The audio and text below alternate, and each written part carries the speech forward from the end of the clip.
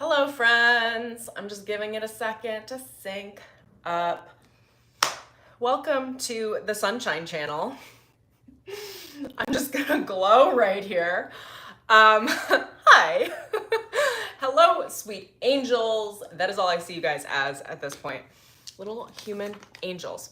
Okay, in this video, I'm just jumping on a live stream. I want to talk about taking the stigma out of being human, out of the human experience. And I'm going to talk a little bit about existential crisis and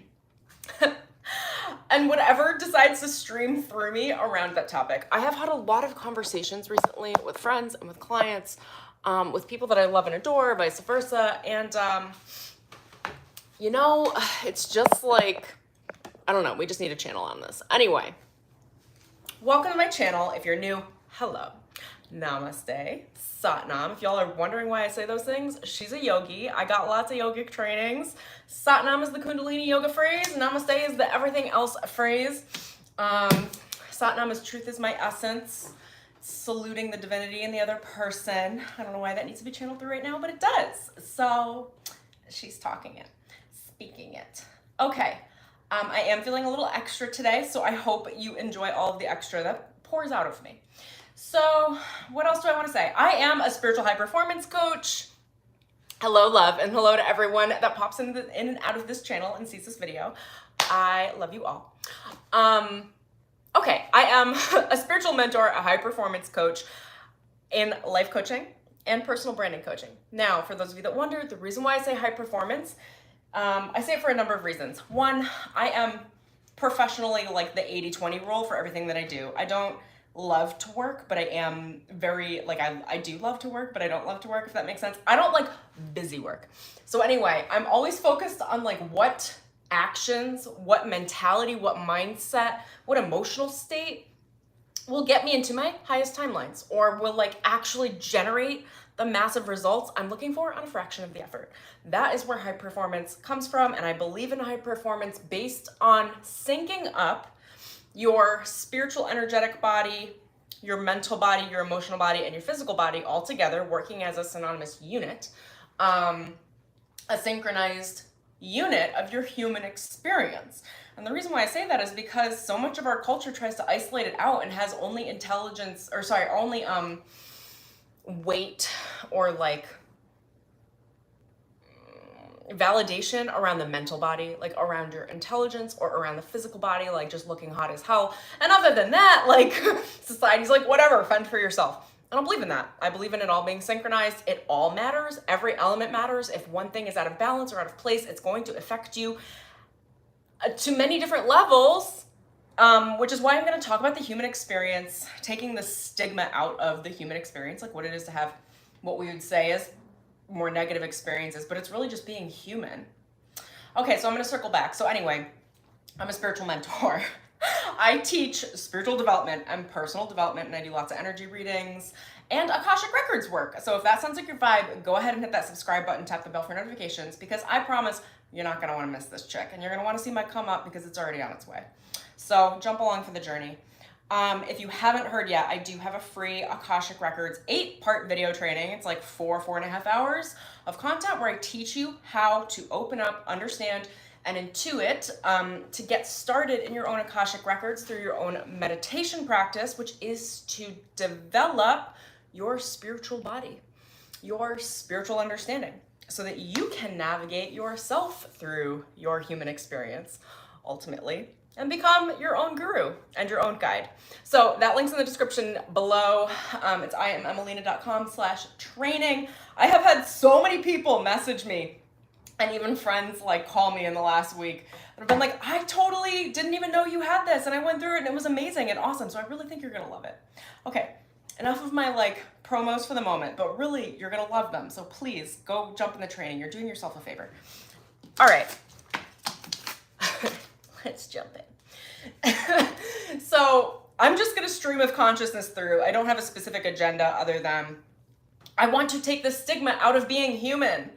All right. Like it's literally on my mind all the time. I feel like most of my clients, friends, relationships, high performing people that I encounter, there's all of this like stigma around the human experience. Let me explain.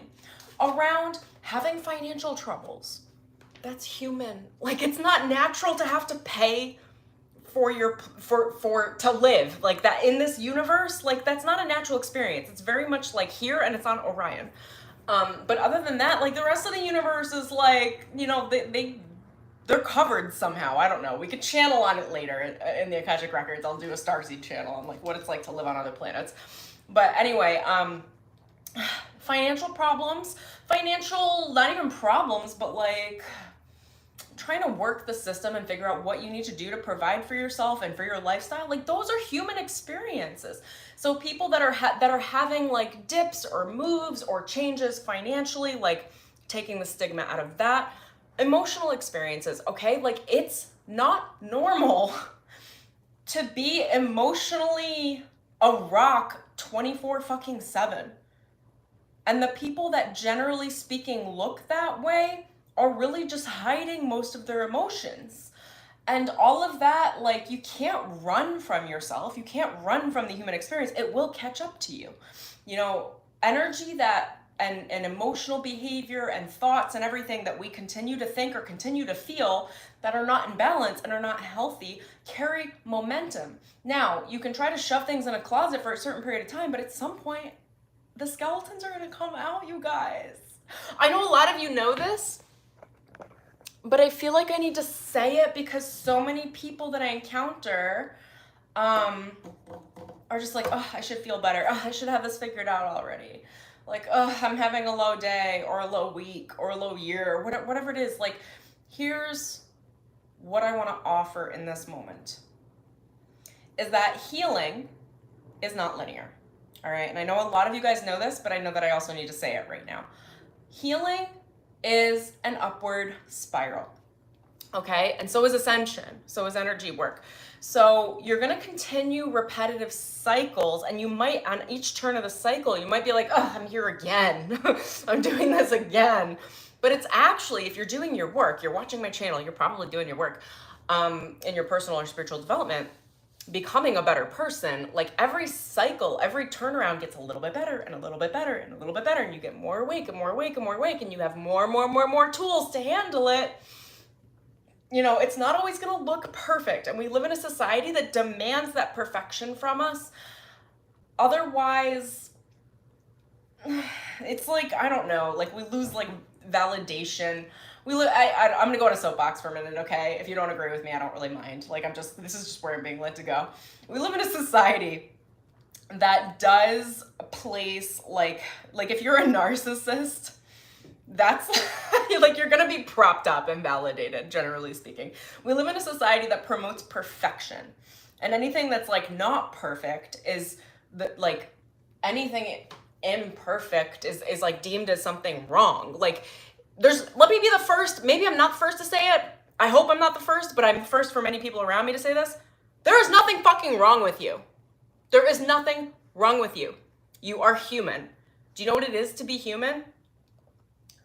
It's to have thoughts that maybe aren't all perfect or even good. It's to have emotions that are likely not perfect and that are very messy. It is to have existential crisis is part of being human. It's to have this discrepancy between like the material human experience and the spiritual, galactic, like free-flowing, like, oh my gosh, I'm just one with everything experience. And if you solidify in one way or the other too much, it's kind of disastrous. And we know that. And I say we because you're an intelligent audience. Like, you guys aren't dumb at all. Like, I know you're going through this. I know you've been through this. So we all go through these experiences in humanity. There's just so much stigma around it, and I want to take it out. So we can either be way too material and attached to everything material at the expense of our fulfillment, our purpose, our happiness, our love lives. Like, how many people sacrifice love or higher purpose for material goods? Like, this is normal stuff. This is a human experience. Again, nothing wrong with it, but that's one side of the pendulum. The other side of the pendulum, which you guys will also be familiar with, are like the super hippies, okay? It's just like, oh my God, dude, like guys, like dudes, like I'm just one. Like we're all one. Like, no, conflict's not real. That's not real. That's just a reflection of the one. Like, I'll just love you through. I'm being dramatic on purpose, okay? Like, also, I don't think I can hold back my human. She's really, I'm here for it, moving forward. So anyway, that's like the other end of the spectrum.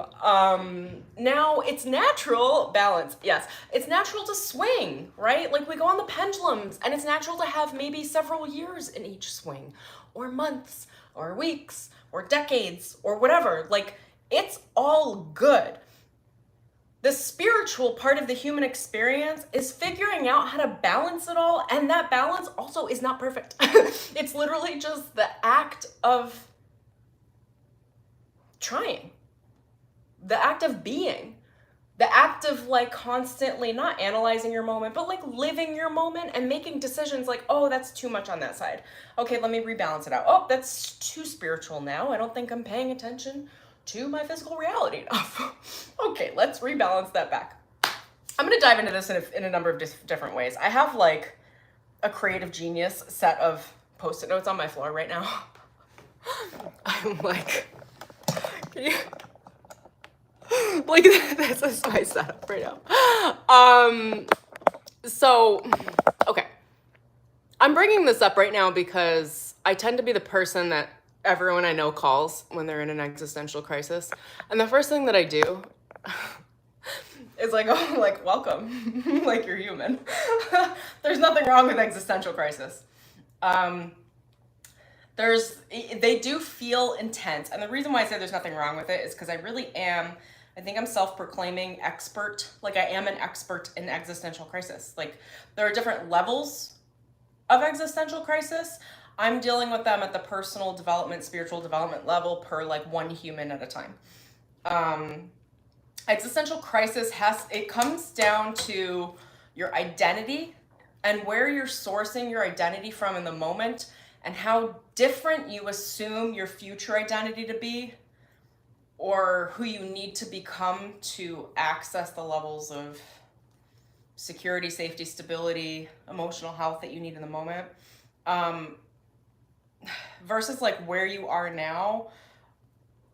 Let me circle back here. It depends on where you're sourcing your identity. When we're confronted with an aspect of our identity that is wildly different than who we've been in the past,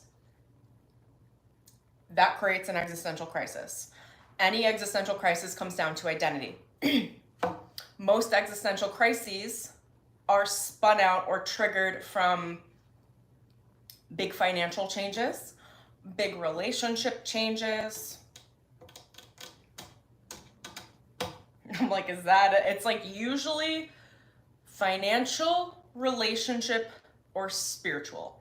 And when I say spiritual, I mean like I know a lot of people, I trips on this, but really my spiritual expansion has been very different probably than most. I've done it in a very safe, what I would say a very safe way. But like, you know, a spiritual existential crisis could be like I hear stories all the time from people where they're like, I did acid and then all of a sudden I was like spiritually awake and then I couldn't adjust to my physical reality and it took me years. Or someone I met was like, I did a full-blown hero mushroom trip and then I literally couldn't recover back. Because what happens is when you spiritually expand off of hallucinogens and things like that, if it's way more than your mind was able to comprehend based in who you've been in the past, it completely changes your perception of who you think you are to be, which creates a crisis. So again, that could be a spiritual version.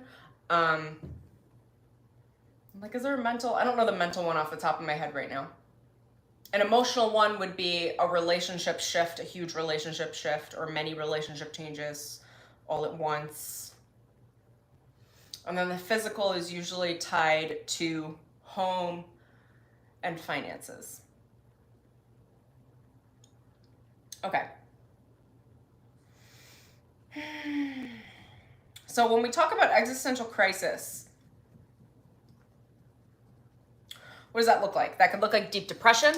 That could look like questioning your reality. And again, it's not bad to question your reality. It just depends on how much are you questioning your reality and how safe do you feel in reality. If you don't feel safe in reality, you are likely in an existential crisis and you've taken it a little too far. Not a negative thing. Also, this is like we're removing the stigma out of the human experience. To have an existential crisis and to do it out of balance is human. So like, welcome to the club. I just want to take the sting out of it. I do this with pretty much everyone I meet. Whenever people are talking to me about this stuff or coming to me for experience around it, one of the first things I'm doing is removing the stigma or the weight out of the conversation with people. That's, I should be here, I should do this, but people around me said I should do that. Like, I need this validation. And they're not usually talking about it like that. It's just like, when I'm listening to people, it's an internal process where they're judging themselves or shaming themselves for being anything that is less than picture perfect. And picture perfect, we could see as like a narcissist, right? Narcissists are great at hiding everything else behind the frame, and they project a specific frame to show off to people that is perfect. It's this image of whatever perfection projection that they've created and cast out into their reality. Narcissists are always constantly creating and crafting the perfect projection to control your perception of them. That, whether, I would say unfortunately, but who knows? I mean, everything's some level of balanced, right? Tends to be the norm as far as what's expected living in this modern world. We are essentially expected to be narcissists. So, or we're just surrounded by a lot of them. We're in a system that promotes them. This isn't, I'm not trying to demonize this. I'm just trying to like open up some spiritual facts to help you guys separate the difference between when you're in an experience or you're having like an off day, or you're trying to perfect your image of what you think other people see of you. Like, that's the matrix. Like, you were created in a society that reinforces that behavior, and that's not even bad. I'll take the stigma out of everything. I don't mind. Everything's just a learning experience. It's all play. I'm more just pointing it out because I know to some level, some things will click in your energy because everything I do is a transmission. And then the next time you enter an experience like that or have something that's a little bit more of existential crisis territory, you will automatically start to remove the stigma out of your own experience. And that's like what I love. Like, that's what where I want you guys to be, is like, oh, let me judge myself a little bit less. Let me just be present and love up on myself, because I'm going to be skipping all over the place. I don't know if I'm being very linear right now, but it's fine. So it's not the events that you experience that are the problem. Events can be changed. It's really what you think about the events and how you perceive them and what you think that means for your future. That tends to be the error or the issue. Because when people have an existential crisis to any level, they come at a variety of levels. It could be as simple as having an argument with a friend that you really trusted, or as drastic as getting divorced. Like, I don't know, like it's all over the place, but it's not the events that matter. The events are fairly simulated, random, at the energetic level. Like, it's like we're here to experience things. Yes, we're manifesting, but yes, also things just happen because there are other people manifesting around us, and we live in a matrix that manifests. Like, there are a lot of simulation rules that create what it is that we experience that is not solely up to us and our signature law of attraction. Like, yes, we do have the ability to change things, but so do other people around us. So thinking you can escape any level of challenge or difficulty is another set of narcissistic thinking. There's a part of me that's like, Emelina, who are you to demon? Don't demonize narcissists. Like, they're humans too. Like, yes, they are human, but I have to have this conversation. I don't know what else to do. It's like the like woke side of me is like, well, but there's nothing wrong with being a narcissist. I'm like, well, I don't know. Like, actually, I've got issues with narcissists. Well, but sometimes we are narcissists. Well, welcome to the human experience. Also, part of the spiritual experience is going through a period of narcissism. So also, if you're doing that, don't demonize yourself there either. I'm being a little bit of a jokester right now because this is all I can do. I will only beat myself. You can be here for the whole show, okay? If you get bored, skip through the video later.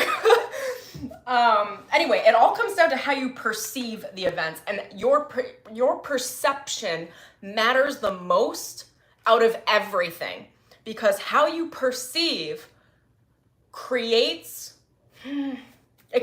where you act from. It creates your inspiration. It creates your next automatic actions. It creates your reactions. It creates your responses. If you are assuming a future where bad things happen, where something that happened now means bad things have to happen later, what are you gonna do? It's called target fixation, okay? When you're like, they teach this in motorcycle riding. When you're on a motorcycle, it's just more important than a car because of the mechanics of it. When you're looking at an object, they tell you like wherever you're looking is what you're gonna hit. So you have to constantly look where you wanna go. It's kind of the same thing spiritually when you're navigating through your experience. If you're assuming a future that is filled with shit that you don't wanna experience, and you're assuming that your circumstances now must mean that bad things have to happen in the future, you are using target fixation, or a law of the universe, to steer yourself into the quantum, into the timelines that specifically lock you into that perception where you are accurate, because the ego will never want to be inaccurate. It always wants to be proven with accuracy. So you're not going to assume a bad future and then create a better future. Like, that's not how it works. This is like target fixation. So what you need to do is in the moment and get very good. This is the meditation practice, okay? In any moment, it's about being able to remove the blinders of the perception that you have had in the past that says that anything that's happening right now is bad or wrong. You have to remove it. Well, you don't have to, but if you want to enjoy your experience and glean off of some of my crazy amount of spiritual effort, then it would be beneficial. My little side tangents, I feel like are ridiculous, but I also love them. But it takes me off track too. The human is here. I hope I'm an example for your human to live in being human.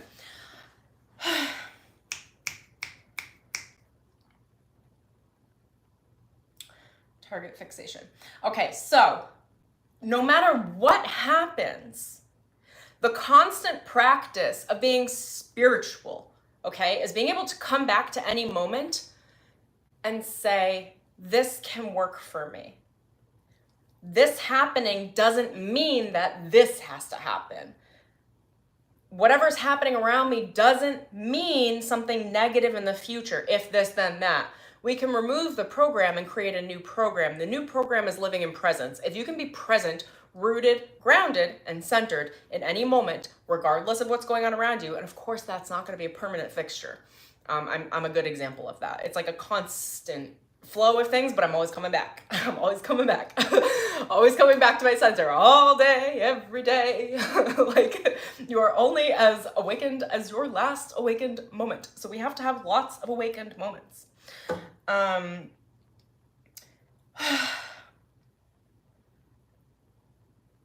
think that is my long-winded term of saying, take the shame, the stigma, and the judgment out of whatever it is that you are currently living. We all want changes, even if you're in a good life.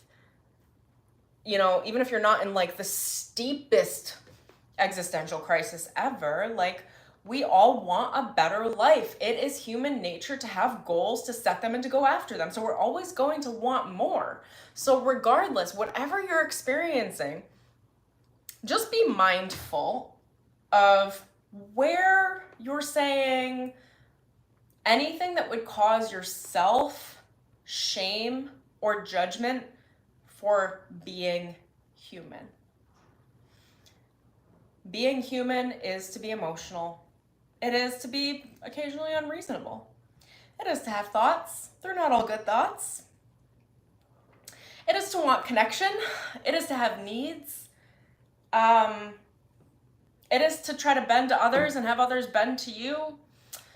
It is to try to get more than you have. It is to grow. It is to play. It's to do all the things. Again, I'm just trying to take the stigma out of it, because even in spiritual communities, there's all this idea that spiritually it needs to look perfect too, and it doesn't. It doesn't. What needs to be perfect is just your idea of being able to come back to your center and to make it through in a way that feels pleasant for you. Whatever that pleasantry is. Pleasant just means that you're making choices that are your preference. It's working with your preferences, understanding your preferences, being able to flex your preferences. And all of that comes from experience. You're not going to know what your preferences are until you're met with conflict, contrast, something that's not a preference, and then you choose. That's some like basic Abraham Hicks stuff right there. Let me think about where else I want to go. It's okay to have a less than perfect experience. It's okay to have lows. It's okay to have highs. It's okay for those things to look like they're all over the place. You know, I hear from a lot of people around me, well, I was in this place that was better 3 years ago, and now I'm here and it feels different. So I feel like I went backwards. And it's like, no, sweetheart, like, you're not going backwards. Healing's a spiral. You're just on a new level of the cycle. You're integrating more of who you are. You're bringing more of your resources to the table, and it's going to look different. It's going to look different. And that's cool. It's okay. Assume it's all working out. I just literally, most of my job is just assuming it's all working out and then finding my way to navigate it working out. If you can be present in the moment, regardless of what's happening, new potentials and new possibilities pop out in every moment. Like, we have access to far more timelines than we even know. Like, every moment we can choose higher timelines and higher timelines and higher timelines that get us closer to a lifestyle we prefer, and can do it fairly quickly, but don't try to rush it either, because rushing the process of the change can cause an existential crisis, which we'll get into. I'm just gonna keep going through my little notes here. So the crux of an existential crisis is this, okay? When you spiritually expand, when your energy expands and embraces change and momentum that is more than your mind and your ego can process from the place of your current identity, you will feel some level of like what people call a spin out, or I would call a spin out. I would call it an existential crisis. It can, and that can grow. It depends on the discrepancy between how much your ego can process, how much your identity, your mind can process based on who you've been in comparison to the expansion. When the expansion is really big and you feel like it's that new version of yourself is not rooted in anything you've been before, one of the things that people say all the time is like, what is this all for? Why am I here? What is the point? And then if you sit in that a little too long, that goes into depression cycles, and that can go into suicide cycles. The root of all of that is that you expanded into the oneness more. You expanded your identity more than your current identity could understand. And there's a balance to all of the spiritual work. Like, we want to expand. It's why we're here. We're here to grow. We're here to develop. We're here to experience. We're here to change. We're here to transform. We're here to be a phoenix. And there's a balance of your humanity, of the reality of the fact that you have cells in your body. You need to eat food, you need to eliminate waste, you need a roof over your head, you need a certain amount of money in the bank. So there is a balance between the individuality and the oneness with all. All right, that individuality is the ego. The ego keeps you in the construct of who you are so that you can actually like move fluidly through your life and be able to meet your needs. Obviously, I'm not going to go into the specifics around being too attached to your ego. I'm speaking to the other side because that's generally where I'm helping people, is from the point of where they're almost like over expanding, and then I have to bring them back and say, okay, but let's anchor a couple things into your previous identity so that you feel safe with your expansion. So just so you guys know, like that's my perspective. There are other spiritual practitioners that are getting people out of their egos. That's not really where I am. Most of my work is like all of the people around me, with me, perceiving me, are in the rapid expansion territory. So when you're doing a lot of that spiritual work, then it comes back to tethering it back to your parts of your ego so that you can safely navigate your experience and not and not give up your individuality. When you start to expand too much too fast, you'll know, because you'll start saying things like, what is the point? Why am I here? Not from the place of like, oh, why am I here? From the place of like, why am I here? What's the point? And this is overwhelming. I just want to go back to source. Like, that's the thing. And I want to take the stigma out of that too, because every single one of my clients, pretty much everyone I know, like, has said that around me, to me. Like, that's something I help with. That's an existential crisis territory. And we go in and out of it. I go in and out of it all year. I touch base there all the time because this is my work. I'm here to be the Sherpa for you guys. So I'm stepping on the lines of like, what is reality all the time, and then finding my way back so that I can create guides to understand how to do it. I feel like I'm sledding right now. Like, da, da, da, da, da. Also, remember to play. I am the example of the play. Okay, so bring me back, Spirit. Where were we going with that? Existential crisis. When you start getting to that point where you're over questioning your reality, my guides call this being spiritually drunk, okay? So for those of you that don't typically like get wasted, this is a spiritually wasted, all right? Where it's like, all of a sudden, like, you're one with all, like everything is one. There are different levels of doing this, okay? You can be one with all and hug a tree and breathe with the tree and feel like, I've done things like this. Okay, she's a hippie, like I know how to do it and it's great. But when you lose yourself in the one, now there's an issue because you are a human and because you have human needs that need to be taken care of and attended to. Okay, get it? Got it. When you start trapsing on the territory of what's the point, what's all this for, you can be there for a moment, but if you start expanding into that too much, it will come across as an emotional depletion.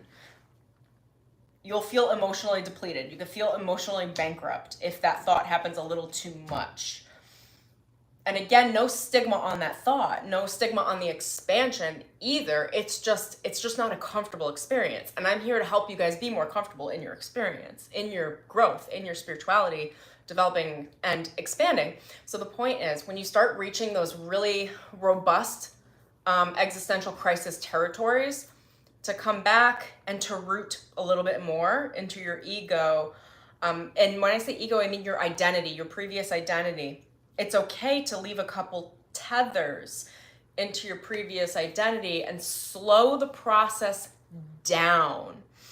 If you can come back into your human form, into your identity, into things that have made you happy in the past, into things that you would identify with as being you from the past.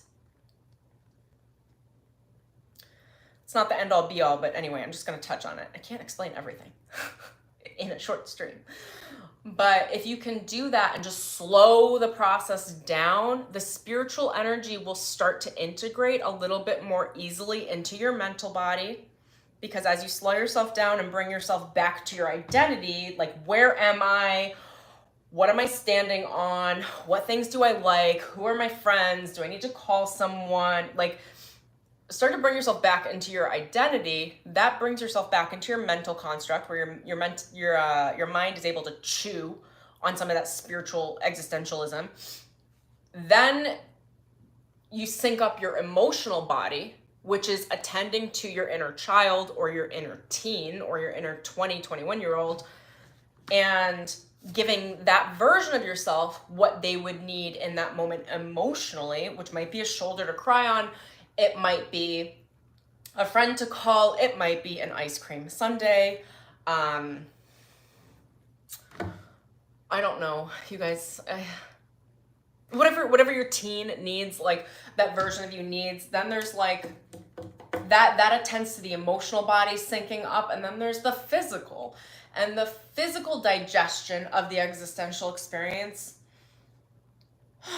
could be grounding with some food. I've got a friend that's like, whenever she goes into existential crisis territory, she's getting a hamburger. And I'm like, I mean, that works. It's grounding, right? What do I do? Physically, for me, when I'm trying to ground that existential experience, the spiritual experience, the spiritual energy, is going to be movement for me. So I like to swim or to run. Some of us, I'm one of these, a lot of people I know are like this, to overdo the movement because we're trying to process too much of the spiritual energy through the physical body, which can then cause injury. So those of you that are like me, we got to slow it the F down. So now when I swim, I really was just like injuring myself. I like to do everything with a high level of intensity, and you gotta learn one way or another, right? Welcome back to the human experience.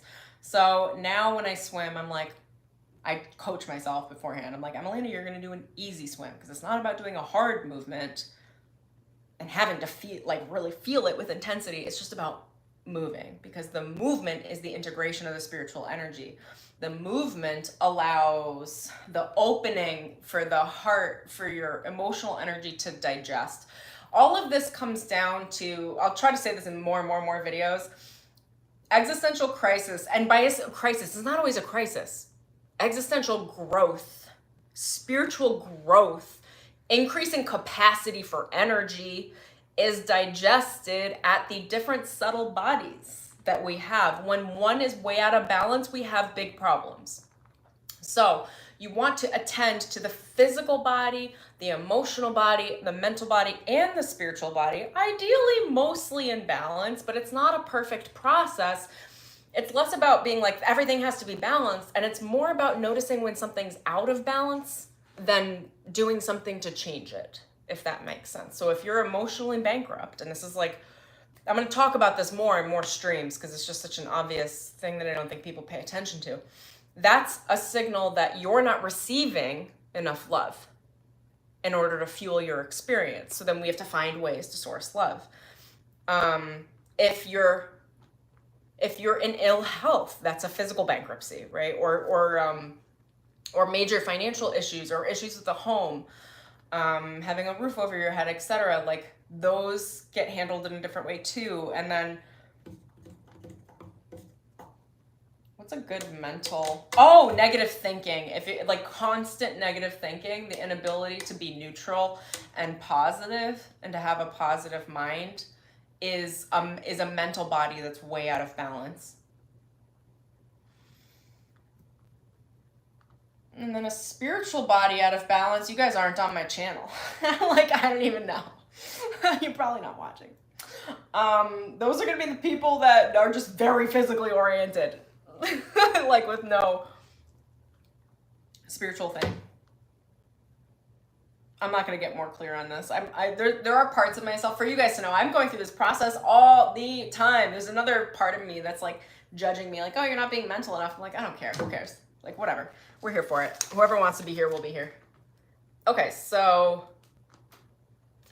the point is when you start spinning out in your growth experience, in your transformational experience, and you becoming a new, better version of you, which is what all of you guys are doing. I know you. I know y'all. Slow down. Slow it down. It's okay. I give you permission to slow it down. You will not have FOMO. You're not going to miss out by slowing down. What you're going to do is you're going to bring your entire experience into balance before you move forward on the next step, the next season, the next cycle. And when you do that, you're just going to be happier. You're going to be happier. So there is no FOMO. You're just bringing yourself into balance. Okay, let me look through my notes.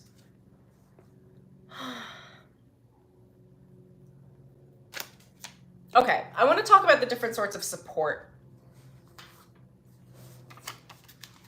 around the human experience, around an existential experience, because we live, as Americans, we're over individualized. I don't really have a problem with it. I'm just calling some things out just because they need to be, I need to create like guardrails on the understanding mentally. As American culture, we tend to be way over independent. There's this idea of like over independence. Like pick yourself up by your bootstraps. I'm not saying it's a bad thing, but it's like all like you have to do this by yourself. Now, here's the reality. To raise a child, it takes a village. To facilitate a good human, for everyone to do well, it takes a village. Like there is no like this one person did this one thing all by themselves. You know what I would say? At whose expense? Like, you know, there's like this idea that people can do everything on their own. We can do a lot. We can do a lot, but to think that you can't rely on people or have needs and have those needs met and have those needs supported in many different levels of support is narcissistic. It is to assume that you need to step on people to get your needs met instead of cooperating to get your needs met. Like, I'll jump into this stuff more on another stream. I don't really feel like going into the specifics of it. Don't misinterpret me, okay? Like, if I bother you, just know that how are we doing on time? Okay. So, anyway, when we talk about support, there are different levels of support, okay?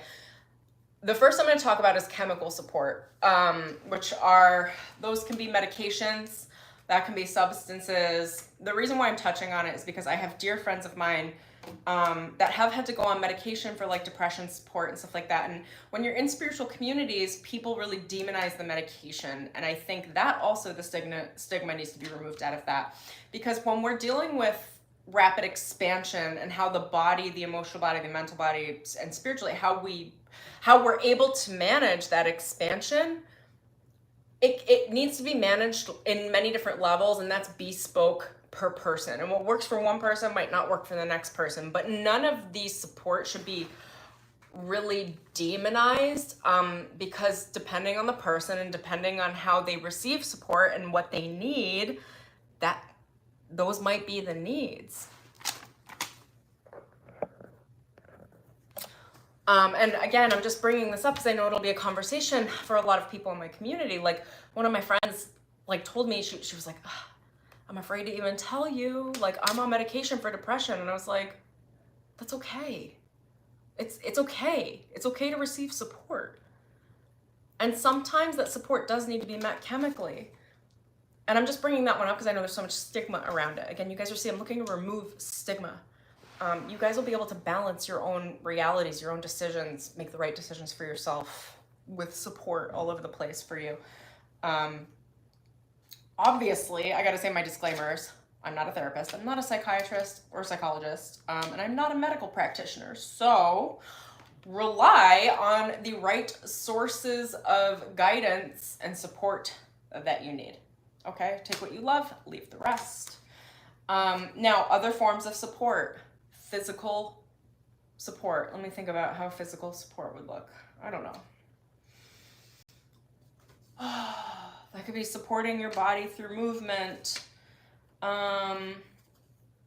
If we look at any levels of health, like it's needing like support at the health level. Also, let me say, physical and chemical support can be supplements too, like depending on the level of the supplements that you need. For any level of physical support. There's emotional support, right? I mean, how much like I know I'm not the only, because most of my friends are very similar to me. A lot of us try to be just like emotionally self-sufficient, and a lot of us are to a point, right? But everybody's got a point where like we all need support. So it's okay to have needs. It's okay to ask for those needs. It's also okay for people to meet those needs as they can without them overextending as well. I will say that portion as well. But it's okay to receive emotional support. Like, I'm probably surrounded by the most independent people. I bet it's like, I'm like, that tends to be my vibe. So we're all like, oh, I don't know. Is it okay? Can I ask for support? Like, yeah, like and like everybody's there for everybody, at least in my little circle. But it's okay for you to have emotional needs as well. And for those not to be demonized. Like we need support. We can't just love ourselves. I am a good example of someone that has thrived on self-love, and that's been the majority of my source of love. But I have had to learn, as many like me, that you need to be able to source, you have to diversify your love source, your emotional health source as well. And those needs to be met. Those needs need to be met as well. This, as I'm going through this, I'm like, this seems so obvious, but you know, it's not. It is, but it's not, right? Like, we all need to hear it. I know, because I'm telling people and coaching people all the time around it and having conversations around it all the time. So we're here. Okay, mental support. Mental support is learning how to, like this stream, not create stigma around like negative things, negative thoughts, negative patterns, but just like allow yourself to be neutral and allow yourself to think more positively. The easiest way you can give yourself mental support is to create new mental stimulation every day. So you're giving your mind a track to follow for the day. So I love audiobooks. It could be podcasts. It could be YouTube videos, right? It's giving yourself some mental support in thinking in the way that would allow you to be a little bit more positive, or allow you to assume that you're going to live a good life in the future. Yeah, that's where I want to take that. And then there's spiritual support. Okay, spiritual support are things like this, like guides. Spiritual support are your spirit guides. It is, for some of you, those are going to be religious experiences. For some of you, it's focusing on your ability to work with the law of attraction. For some of you, it's working within your Akashic records. For some of you, that's going to be meditation experiences where you're communing with your higher self.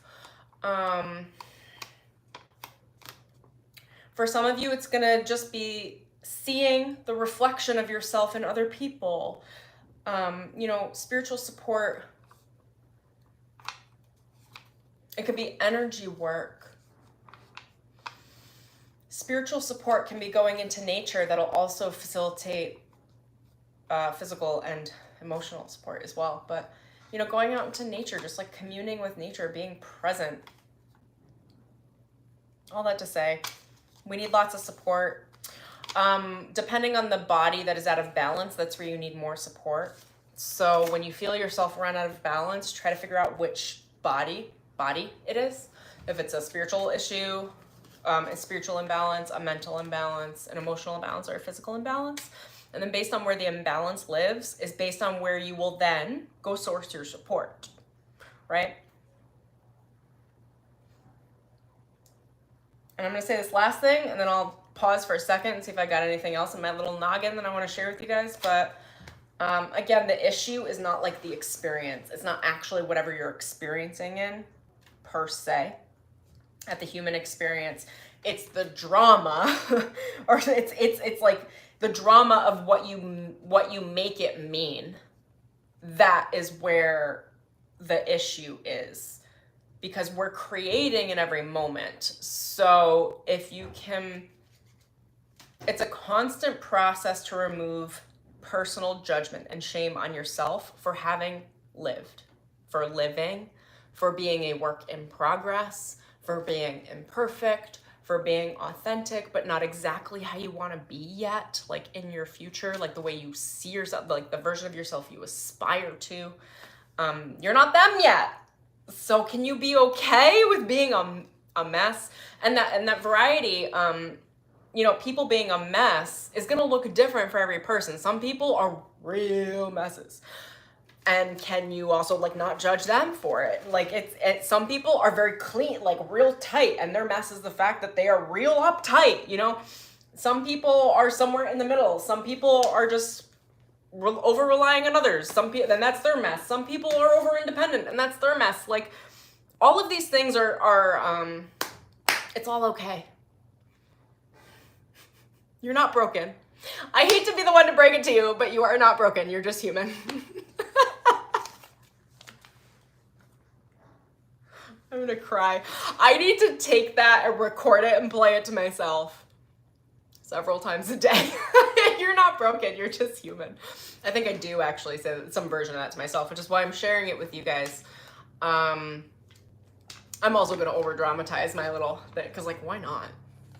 It's part of my play. All of that to say, it's how you experience your experience. If you're not enjoying how you are experiencing your human experience, that is an indication that something needs to change. What needs to change? Tune yourself in and say, what do I want right now? Without controlling or manipulating anyone around you. I'm going to touch on the narcissism thing actually, because I know people bring that up with me all the time. Hold on. I had a note on it. Come on, Emelina. The difference between narcissists, if you're concerned about being a narcissist by being self-focused, here's how to think about it. If you are trying to manipulate someone else around you to do something for you to feel comfortable, or you are trying to manipulate how someone thinks and perceives you, that starts to enter the land of narcissism. Okay? Emotional manipulation, mental manipulation. If you're trying to make someone think something about you, or trying to control circumstances in a way that would please you, but that pleasing is really just, it's control. It's not actually preference, it's control. That's like the line we walk on with narcissism.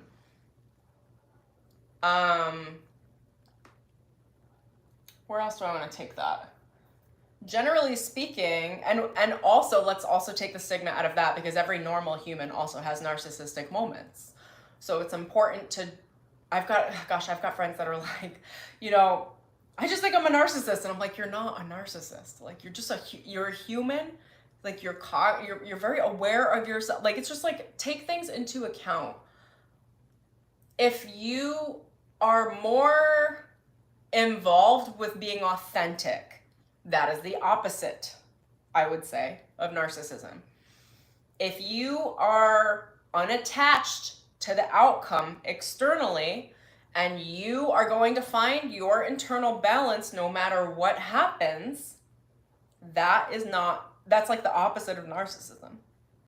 If you are self-focused in the way, and I say self-focused as opposed to self-centered, because you are focused on how you perceive and identifying your preferences and making changes, taking inspired action to create those changes from the place of being self-focused, which is to know what you want, not at the manipulation of other people, but just knowing what you want to just be clear so that you can then navigate yourself through reality,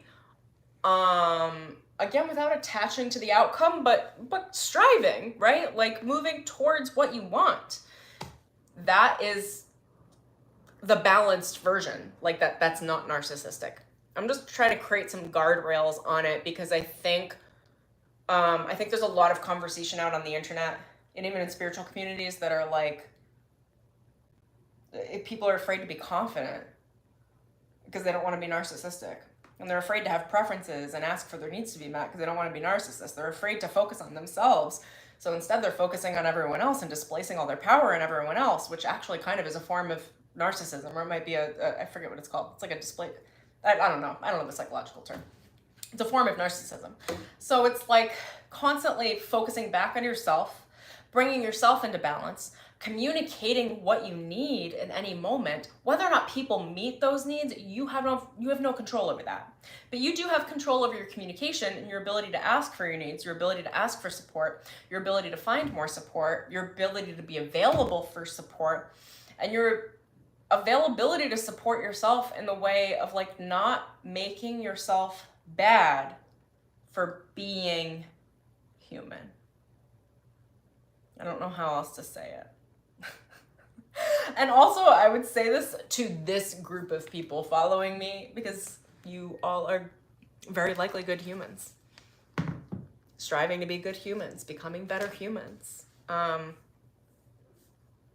As opposed to the people out in the world that are like highly destructive. I would have a very different conversation with them, right? You know?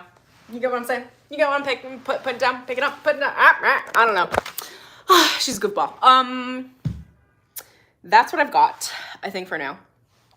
Also, I'm always trying to figure out the light. I don't know. It depends where the sun comes in for the day. Anyway, that's what I've got for you guys. I hope that was helpful in maybe a few ways. Spitting off of a few conversations I've had this week. I might skim through your comments here too. I saw them coming in, but I wasn't reading them because I'm trying to stay focused. So yeah, if you like this video, go tap that like button. If you're new, subscribe. If this resonated with you, or there was any specific phrase I said or anything like that that like popped out, or any questions you have, drop them in the comments below. I would love to hear.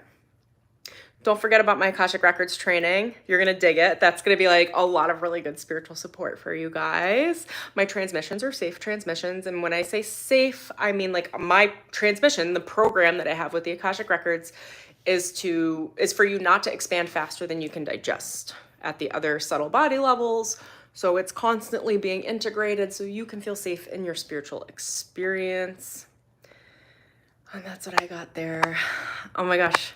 Oh my God, there's so many comments. I'm gonna have to look through them when I jump off the stream as well. Oh my gosh, I love you guys.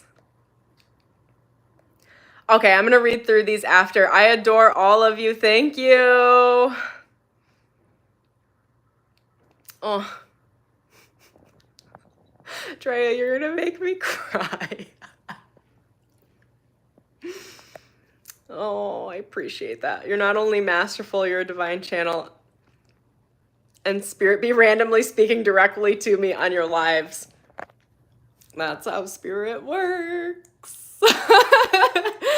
Oh my gosh. The beauty about 5D stuff too is that the way the spiritual energy works is, and I hear this all the time from you guys too, it's almost like I'm speaking to each of you individually, because at the quantum level, it is directed at each of you individually, which is like really fun at 5D, that I don't even have to focus about that. I just speak whatever comes out, but spirit moves the energy in that way, which allows all of you to feel that really spiritual current, like energy current and connection with your own source consciousness.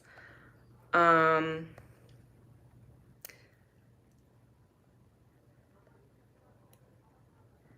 my gosh. Okay, I'm gonna read all these comments when I get off the stream. I love you guys. Yay! It's like a message for everyone. Feels so personal. Yeah, it's like that's how spiritual 5D energy works. Oops, sorry, my finger's getting all over. Oh, Wanda, you're listening to the Akashic Records Day 3. Yes. Yes, there are now 8 videos, you guys. I just keep going. I'm just like stacking a big training. I also have a big course on this as well that's very robust. But it's like really exciting to have many levels of content. I just want you guys to get your feet wet, start feeling comfortable, and then if you want to take it further with me, you can. But otherwise, you will have access to your Akashic Records regardless. The passion frequency speaking does all simultaneously. Your gifts are on point. Thank you, my love. Thank you guys for being here with me. That's all I got for now. Feel free to leave me comments. I will read them. Okay, lots of love. I'll see you soon. Bye.